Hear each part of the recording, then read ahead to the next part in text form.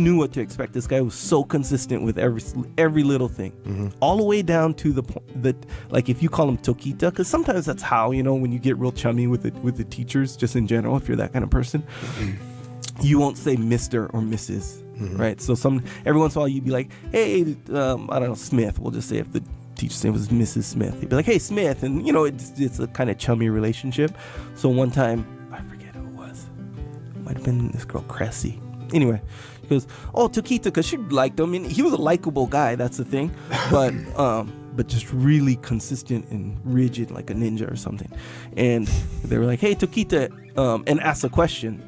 And he didn't get mad, nothing like that. He just answers real stoic, just answers the question. And as he's shuffling his papers like this, just real, like, this guy was so cold as ice guy.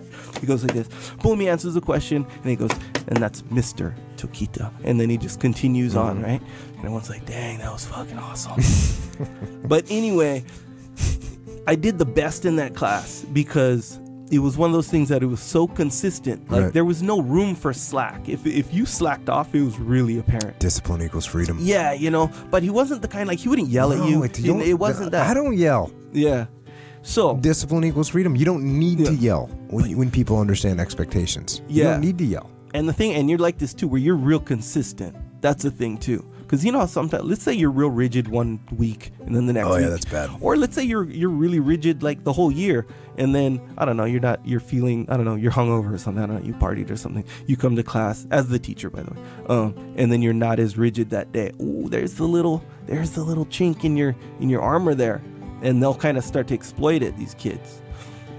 Which brings me to my second teacher. I'm not gonna say his name. He was in 7th grade though, where this guy was just all over the place. Super easy to take advantage of this guy. He was a music teacher. Wait, was he a music teacher? Yeah, I think so. I don't know, I forget. But super easy to take advantage of this guy. The kind, like, he'd lose his cool all the time, and you know, it was just funny to see him react a lot of the time, right? And the thing is, he didn't start like that. He started just super nice. Just like, hey, the kind, like,